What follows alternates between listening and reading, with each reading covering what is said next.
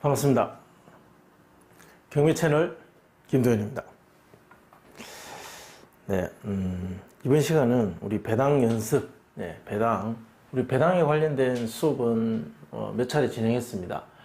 배당이 무엇인지, 그 필요성이 뭔지, 왜 알아야 되는지, 그리고 이 배당이라는 것이 낙찰자에게 어떤 영향을 미치는지, 그래서 그 배당을 하는 순서는 어떤지, 그것을 실제 사건에 적용했을 때 어떻게 되는지, 그렇게 해서 최종적으로 낙찰자에게 어떠한 영향이 가더라. 그래서 우리는 왜 배당을 이렇게 분석해서 적용시킬 수밖에 없는지, 그런 것들을 지금 수업하고 있습니다. 저는 이 배당이라는 것이 수업을 위한 수업, 그렇게 하기에 정말 좋은 내용이라고 봅니다. 계산하고 어렵고, 그렇지만 그것은 경매 수업 안에서 굉장히 위험한 거라고 봅니다. 이렇게 실제 사건을 권리 분석하는 과정에 있어서 배당을 이해를 해야만 이것이 진짜 배당 수업이고 연습이라고 봅니다. 그래서 일단 실제 사건을 보고 수업을 하도록 하겠습니다. 대략적인 사건을 한번 보겠습니다. 2018 타경 106,694호 울산 동구 일산동에 있는 주택입니다. 주택으로 한번 수업을 해보겠습니다. 그럼 이 주택을 둘러싼 어떤 일이 있었는가 한번 봐야 되겠죠. 소유자는 김상일 씨입니다. 김상일 씨가 대출을 받았고, 대출은 일산 새마을금고에서 받았습니다. 그렇게 새마을금고에서 돈을 빌렸고, 새마을금고만 있겠습니까? 다른 데도 있겠죠. 그렇게 여러 가지 채권관계에 얽혀 있으면서 이 집이 경매에 나왔습니다. 이 경매라는 것의 본질은 돈을 나눠 가져가기 위한 절차입니다. 진짜 중요한 업무는 이 배당이죠. 이 배당을 하기 위해서 경매를 하는 겁니다. 법원 입장에서도 마찬가지입니다. 돈을 나눠주기 위해서 경매를 하는 거죠. 이 배당이라는 것. 가져갈 사람과 나눠줄 사람, 그리고 자기 재산을 내어놓아서 환가에서 나눠줘야만 하는 사람, 그들 간의 싸움이고 다툼이죠. 이런 주택이 있습니다. 이런 주택에 대한 설명은 어떤 경매 수업에서 저희가 하도록 하고, 지금은 배당에 집중해 보겠습니다. 자, 이 물건에 관련된 사람, 임차인이 3명이 있습니다. 첫 번째, 군왕이라는 사람, 1층 중에 9평. 두 번째, 김은비라는 사람. 이 사람은 전입일만 있고 확정입자도 없고 배당 요구도 없습니다. 일단은 전입이 되어 있다는 것. 세 번째, 이 친구. 일단 있다고 보고 분석을 하겠습니다. 이 세 사람이, 임차인들이 돈을 달라고 하는 거죠. 이 사람은 일단 배당 요구가 없습니다. 이렇게 두 사람은 배당 요구를 했습니다. 한 사람은 4,500, 한 사람은 7천만 원. 이 세 명의 임차 보증금은 1억 1,500이 합계고, 그리고 전입세대 열람을 해보니까 군왕 2006년 12월 22일 전입, 김상일 2007년 1월 3일 전입, 세대원 4명도 있습니다. 그리고 김은비 2016년 11월 17일, 그리고 세대원 1명이 있습니다. 그리고 이진구 세대원 1명이 있습니다. 2014년 5월 2일. 등기 한번 보겠습니다. 김상일 전입은 상관없죠. 소유자니까. 이 사람 2006년도에 매매를 했고요. 2012년 11월 16일 새마을금고에 대출을 받았습니다. 이게 말소 기준 등기가 됩니다. 이 날짜 정말 중요하죠. 이 날짜를 기준으로 세입자들하고 돈을 나눠줄 수 있는 어떤 순서가 결정되기 때문입니다. 그리고 새마을금고 또 있습니다. 2015년. 그리고 공순남, 개인이죠. 개인 근저당도 있습니다. 여기도 돈을 빌린 거죠. 그리고 산하대구, 가압류, 그리고 우리은행, 우리카드. 그래서 결국 일산 새마을금고에서 경매를 넣은 이러한 어떤 분쟁관계가 있습니다. 순서는 나중에 보도록 하고, 일단 제가 준비해온 자료를 한번 보겠습니다. 이들의 이제 권리 분석함에 있어서 어떤 법원과 낙찰자, 점유자 입장, 채무자 입장, 소유자 입장, 이 채권자들 입장이 모두가 만나서 이 부동산 앞에서 모두가 정리가 됩니다. 결국은 돈입니다. 이 돈 때문에 시작된 일이 돈으로 마무리 짓는, 이 돈을 찢어서 배당함에 있어서, 이 법원이 배당함에 있어서, 자, 이 배당이 어떻게 되느냐, 배당에 따라서 낙찰자에게 적이 되기도 하고 아군이 되기도 하고, 또는 적도 아군도 아닌 줄 거 주고 받을 거 받고 깔끔하게 정리하는 제3의 어떤 관계가 되기도 합니다. 이 배당을 이해해서 이 사람들이 나에게 어떠한 영향을 미치고 나는 누구를 중심적으로 분석하고 접근해서 협상해서 해결해야 되느냐, 이것을 가르쳐주는 나침반 같은 거죠. 사건 해결을 위한 나침반입니다. 이 배당이라는 것이. 배당 순서는 이래 했습니다. 제가 수업을 했죠. 배당 순서에 관련된 수업을 여러분 그 유튜브에 있으니까 한번 꼭 보시고 또 이 수업을 보시기 바랍니다. 자, 그러한 순서로 배당을 하게 되는데, 우리 사건에 있어서, 이게 이제 우리 사건입니다. 우리 사건에 있어서는 이렇습니다. 채권자가 일산 새마을금고, 이게 말소 기준 권리입니다. 1등이죠. 그리고 2등. 새마을금고가 2개가 있습니다. 그렇죠? 1등, 2등. 그리고 세 번째가 봉순나, 그리고 네 번째가 산하대부, 이건 과업료입니다. 그리고 다섯째가 우리은행. 채권자의 순서입니다. 돈을 주세요 라고 저렇게 줄을 서서 기다리고 있습니다. 법원 앞에서. 여러분들 그 다큐멘터리 같은 거 보면 어미새가 먹이를 잡아서 새끼 새들한테 나눠주지 않습니까? 새끼 새들은 입을 벌리고 먹이를 주세요. 그 순서 나부터 주세요, 이렇게 순서라고 보시면 됩니다. 그것만 있습니까? 아닙니다. 임차인도 있죠. 내가 이 집에 너네들하고 관계없이 나는 이 집에 임대차 관계를 맺고 들어가서 산다. 우리 전입일도 있고 우리도 보증금 받아야 된다. 그 순서. 이 사람은 여기든 저기든 나쁜 사람으로 낙인 찍혀서 할 말이 없습니다. 이 같은 채무자와 소유자는 같은 사람이고, 낙찰자와 소유자는 추구받을 것 없이 그저 명도를 해야 되는, 망해서 집을 비워줘야 되는 사람, 망한 사람을 내보내야 되는,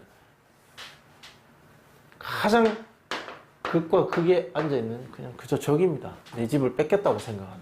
그냥 이 사람은 명도 협상을 위한 접촉이 있지 사전에 접촉해서 뭔가 할 게 없는 사람입니다. 이들 중에서 명도 대상자가 또 이들이겠죠. 이들 중에서 누구는 어떠한 관계에 있고 누구는 어떻게 되고, 자, 이것을 분석해 봐야 되겠죠. 그러면 이들 배당 순서가 굉장히 중요한 거죠. 배당 순서 한번 보겠습니다. 다시 우리 그 경매사이트 상세 페이지에 가서 배당 순서를 한번 보겠습니다. 일단 순서만 먼저 보면 되니까. 순서를 보기 위해서는 날짜가 중요하죠.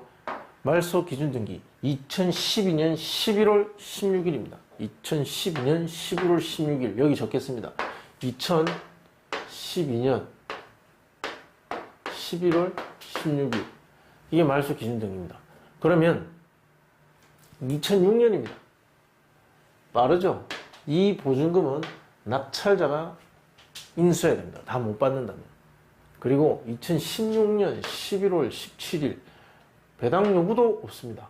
이것은 대항력이 없습니다. 이게 얼마든 1억이든 2억이든 3억이든 이 사람은 대항력이 없어서 일단은 나가야 됩니다. 명도 대상자. 즉 김은비 씨는 김상일 소유자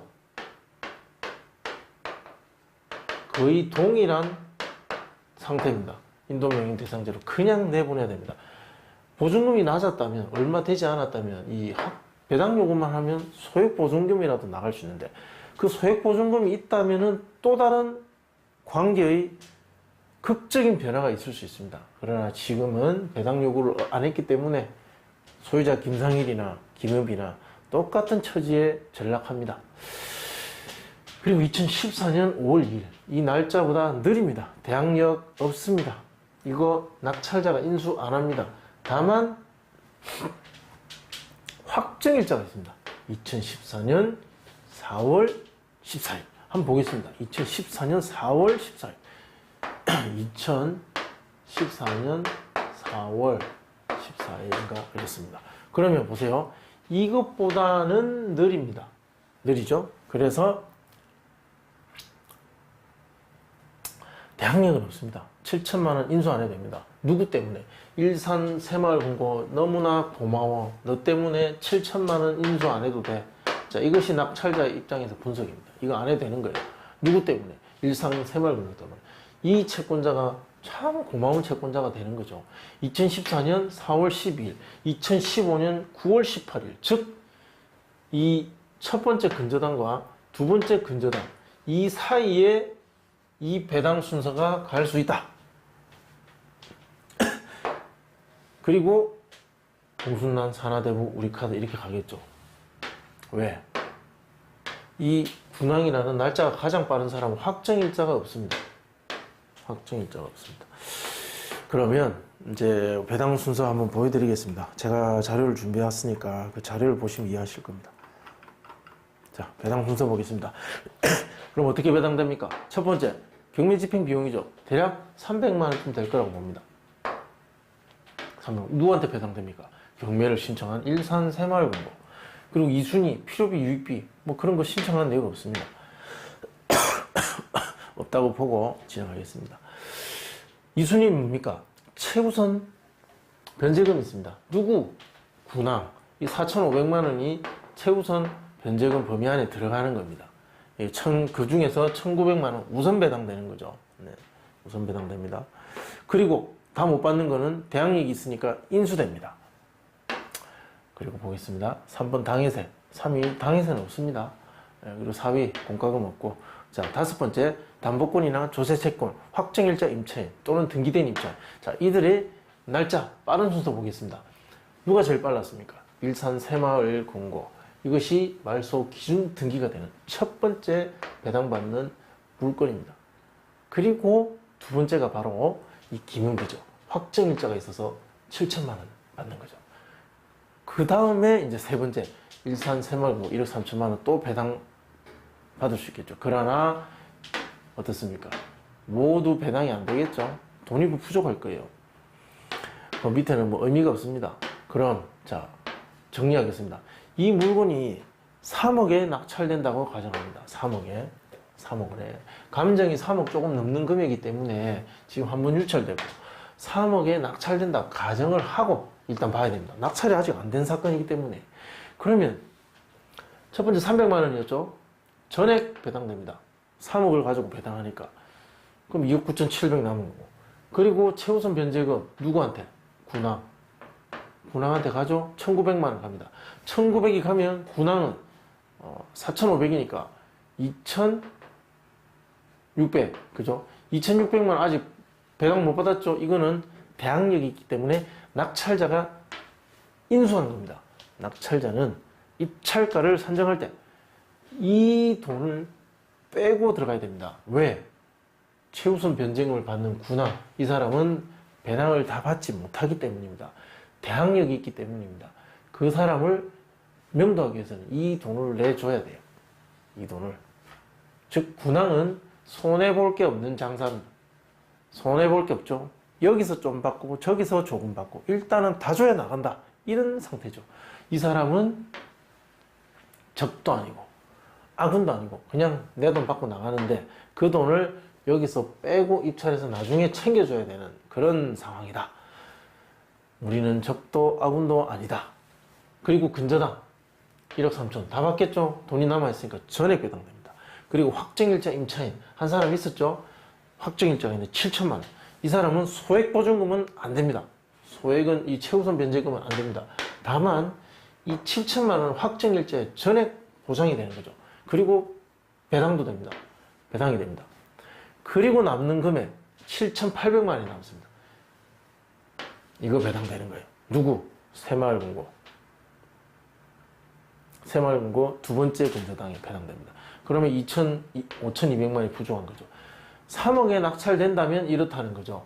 그러면 낙찰자는 얼마에 이 물건을 산 것과 같습니까? 3억은 법원에 납부하고 그리고 2억 2,600만 원 또 내줘야 되죠. 군항한테. 그래서 3억 2,600만 원이 이 건물을 매입한 가격이 되는 거죠, 최종. 그런데 여기서 최종 3억 원을 내 최종 매입 금액으로 하고 싶다. 그럼 얼마나 써야 됩니까? 2,600만 원을 빼야 되죠. 그래서 2억 7,400만 원에 낙찰 받아야, 낙찰 받으면 나중에 2,600만 원 여기 또 내주면 합치면 3억이 되겠죠. 그렇게 되는 겁니다. 그렇다면 만약에 2,600만 원을 더 적게 낙찰 받는다면 이 사람은 어떻게 됩니까? 새마을금고 근저당 5,200만 원이 되겠죠. 얼마 더 부족합니까? 2,600 빼면 2,600이 되겠네요. 죄송합니다. 2,600을 더하면 7,800이 부족하게 되겠죠. 네. 즉, 이 사람 때문에 이 금액이 변동될 때마다, 낮아질 때마다 2,600만 원을 빼면 뺄 때마다 이 금액이 줄어드는 거죠. 이 금액이 늘어나고 이게 줄어드는 거죠. 그렇죠? 네. 자, 정리하겠습니다. 군항과 정리하겠습니다.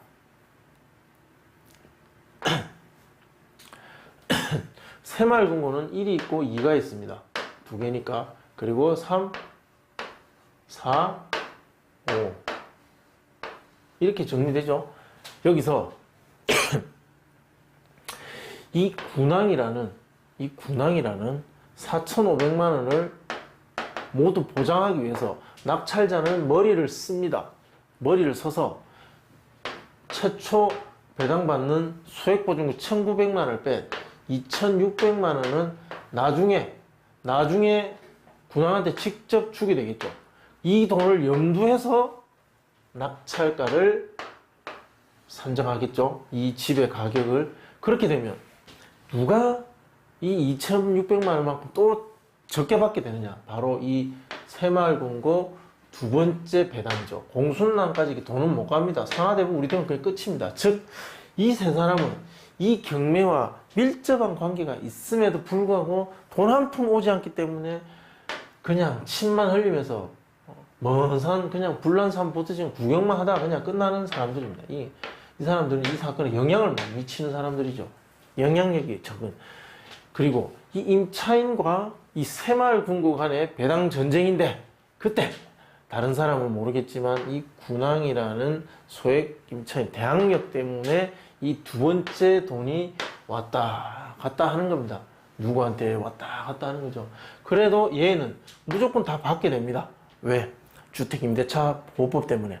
즉, 이 새마을금고 두 번째 근저당은 그저 눈치만 보면서 침 흘리면서 이 사람들을 지켜볼 수밖에 없는 그런 어떤 이 다툼의 관계죠. 그러면 최종 우리가 중요한 건 낙찰자죠. 낙찰자. 이 채권자들이 낙찰자한테 뭐라 하면서 시비를 걸고 명도를 못하게 그럴 위치는 한 명도 없습니다. 우리는 임차인이 중요한 것이고 점유하고 있는 소유자가 중요한 것입니다. 이 김상일은 완벽한 어떤 적이 되는 거죠. 명도를 하기엔 가장 반대 지점에서 우리가 명도를 두고 협상해야 될 사람입니다. 그저 내한테 돈이 나가야만 되고 저 사람은 명도를 나한테 해줘야만 되는 그런 관계. 그리고 군항, 이 사람은 내가 인수하는 세입자와 마찬가지입니다. 줄 거 주고 그냥 나갈 때 나가는, 돈 주면 나가는. 군항은 적도 아군도 아닌 그냥 제3의 그냥 편안하게 맞이할 수 있는 관계. 그리고 이 김은비는 완전한 적이 되겠죠. 돈 한 푼 못 받고 나가는. 왜? 전입 대항력은 없고 배당 요구도 없으니까요. 그리고 이진구는 어떻습니까? 이것은 돈 다 받죠. 예, 이 사람은 웬만해서는 7천만 원 그냥 배당해서 다 받습니다. 돈 다 받고 나가기 때문에 이 사람은 그냥 아군입니다. 아군. 네. 명도 협조해주고 명도 확인서 주고 돈 받으러 가는 거죠. 네, 이 사람과 군항은 쉽게 김은비와 소유자는 적이 되고, 그리고 군항은 새마을금고의 돈을 빼들어가는 그런 관계다. 죄송합니다. 자, 배당이라는 것은 곧 권리 분석입니다. 돈을 나눠주는 것. 이 경매 사건에 관계된 이해관계자들에게 돈을 나눠주는 것을 이해하는 것이 곧 권리 분석입니다. 그들 간의 권리가 낙찰자에게 어떤 영향을 미친다. 그 영향으로 나는 어떤 이익을 보고 어떤 해를 입을 수 있기 때문에 입찰 전에 어떻게 준비하고 어떻게 싸울 준비를 해야 된다. 자, 그것을 예측하게 해주는 것이 곧 배당 분석입니다. 그리고 권리 분석입니다. 배당을 이해해야 권리 분석을 완벽하게 할 수 있다. 자, 그것은 꼭 명심하시기 바랍니다. 자, 궁금하신 점은 또 질문 남겨주시고, 네, 좋아요 클릭해 주시고, 구독 신청 부탁드립니다. 그리고 이렇게 수업하셔서 낙찰을 받으신 분들은 저의 간절한 부탁, 행복한 1%의 기부, 남긴 수익의 1%를 기부함으로써 나머지 99%가 아주 행복하고 가치 있어지는 그것을 꼭 실천하시기 바랍니다. 시청해 주셔서 고맙습니다.